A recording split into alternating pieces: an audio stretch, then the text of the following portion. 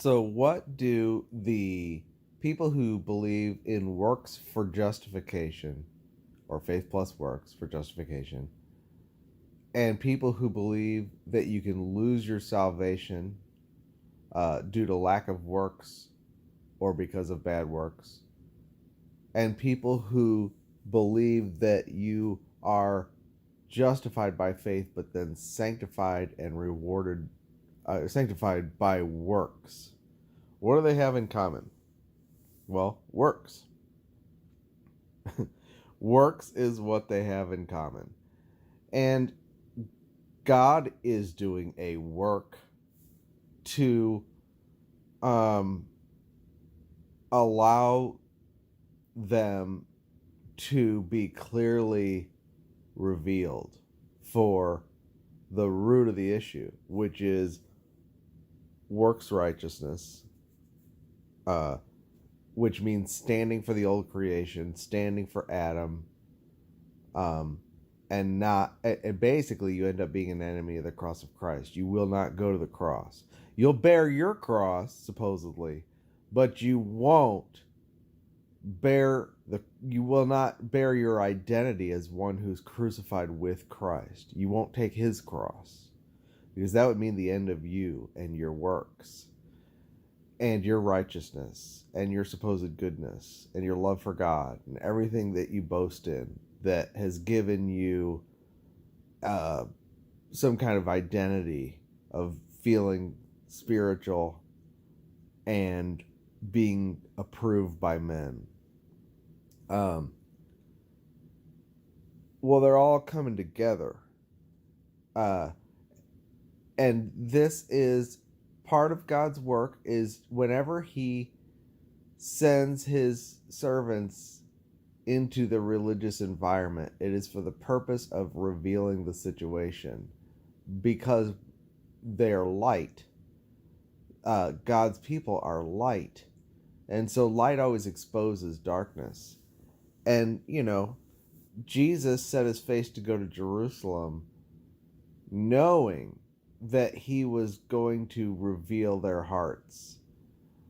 Even Gabriel said to Mary, your heart's going to be pierced, and he's going to be for the revealing of many hearts. And when he went into Jerusalem during that last week, he turned up the heat.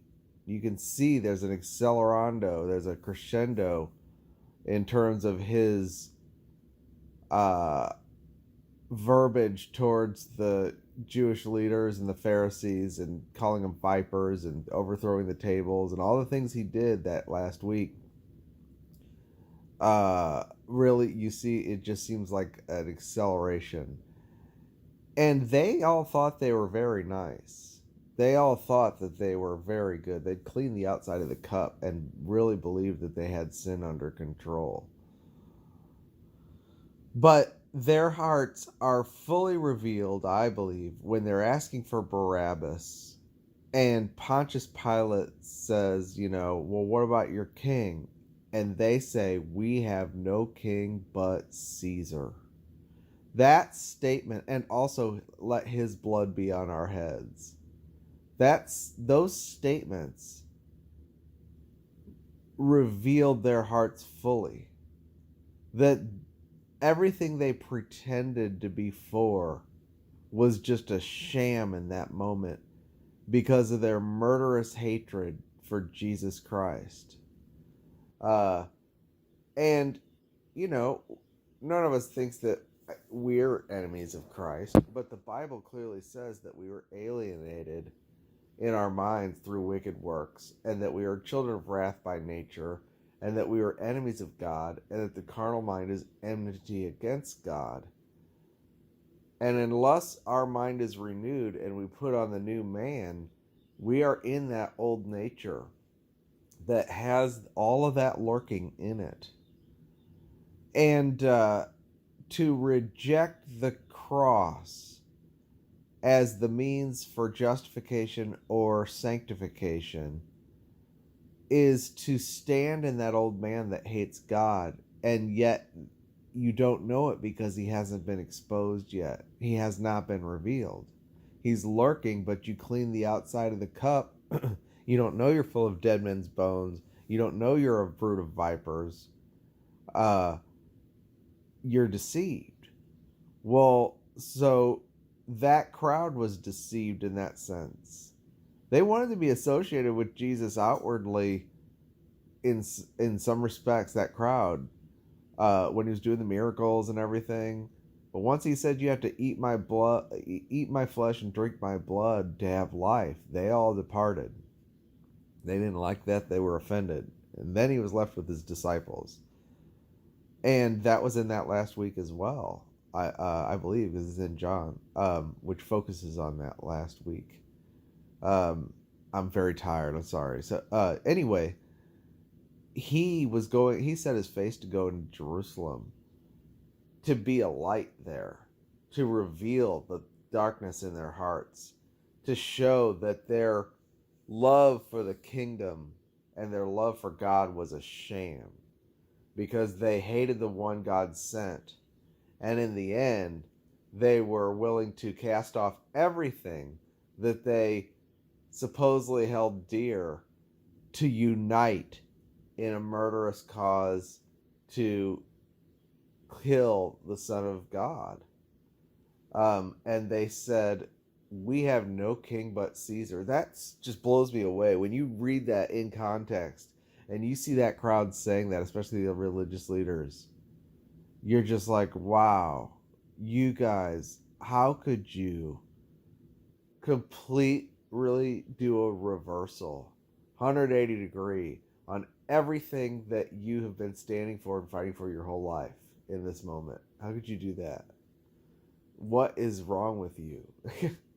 You know? But I'm not saying I would have been any different. I mean, I've always felt like, would I have been one of the disciples that followed him and abandoned him? Because they all abandoned him in the end.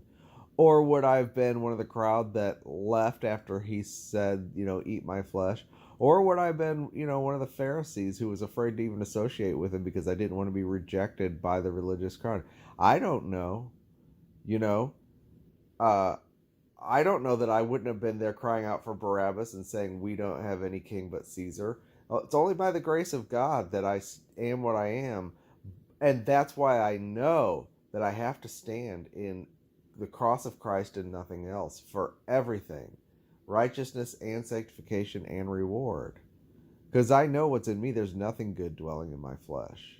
I had to go to the cross. And that's my liberty from all the potential that's in me. And why, when Christ shines on me, instead of hardening me, it opens me up and makes me happy, But I see the same thing when non-OSAS and non-imputed righteousness and non-sanctification by faith people are all getting together praising each other and saying we need to just tolerate and be loving, supposedly, and that we who speak for righteousness and sanctification by faith through the cross, apart from any works, are considered divisive and evil by this group that's coming together. What do they have in common? Works. And what's really amazing to me is to see people saying, I believe in once saved, always saved. I believe in eternal security. I know we have a disagreement on that, but we serve the same God, and there's no reason for us to be divided. And you're a beautiful servant of God, even though you don't believe in once saved, always saved. I mean, you are throwing away the gospel. You're literally throwing away it's like saying we have no king but Caesar. And I've seen it quite a few times now on what it is it's people who are angry about sanctification by faith and mischaracterizing this teaching. They're hooking up with wolves who vehemently deny once saved, always saved, vehemently deny justification by faith alone apart from works, and flattering them and saying, you're a beautiful servant of the Lord. I know we disagree here, but praise God. Now, what about this David Benjamin guy? I can show you screenshots that just would blow your mind. It blows my mind. If it doesn't blow your mind, then you don't see that OSAS is the gospel. They are absolutely repudiating the gospel when they do that. They're saying, we have no king but Caesar. Their hearts are being revealed. And, they don't know what they're capable of. It's a seared conscience that allows you to do this. And I do believe that we're going to see the people who keep standing in works for sanctification more and more grouped in a false unity with people who think that we could lose our salvation, or justification is not by just faith alone. They can sit in the Catholic Church. They might as well just go back to the Catholic Church. And we all came out of the institutional church for a reason. We can't do that. We don't want to be in part of that on YouTube either. I don't care if you call me divisive. It just blows me away. And the light is shining brighter and brighter and brighter on these truths, and there's more of us preaching it. There's been quite a few channels raised up, even in the last few weeks, but this year especially, that because now we have the vocabulary supplied to us to describe the sense we've had. And so people are getting stronger and the light shining brighter. And because that light's shining, the heart and the secret intentions of the heart are being revealed and the tares are being manifested. You cannot be a mix of works and faith. You either are all grace or no grace. And it's going to be revealed. There's quite a few people who contended for the kingdom who eventually ended up saying, we have no king but Caesar. And there's quite a few people who've been contending for OSAS and saying, OSAS is the gospel and blah, blah, blah, and seem to be great contenders for the gospel. But when it came to sanctification and rewards, they go to works and flesh and go back from the teaching of Christ being everything and hang on to their flesh and their righteousness and their own sanctification and their pride and their arrogance. So even though they are contending supposedly for OSAS, there's something that just doesn't feel right about it. Well, it's all going to be revealed. And it ain't going to be pretty for us.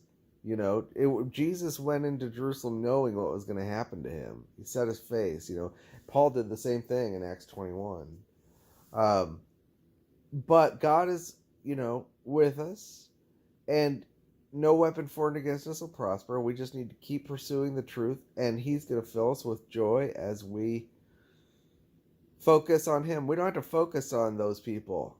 But just don't be surprised. You're going to see people that you are going to be shocked that they're going to basically repudiate everything for kind of a false unity, and then they're going to turn and attack people they're labeling as divisive because we're making such a big issue about this. And we're not making an issue to have an argument with them. We're contending for the truth so that people who can hear it, the sheep, can be set free. So, hope the Lord comes and gets us soon. But meanwhile, it'll be an interesting show to watch, won't it? All right, take care.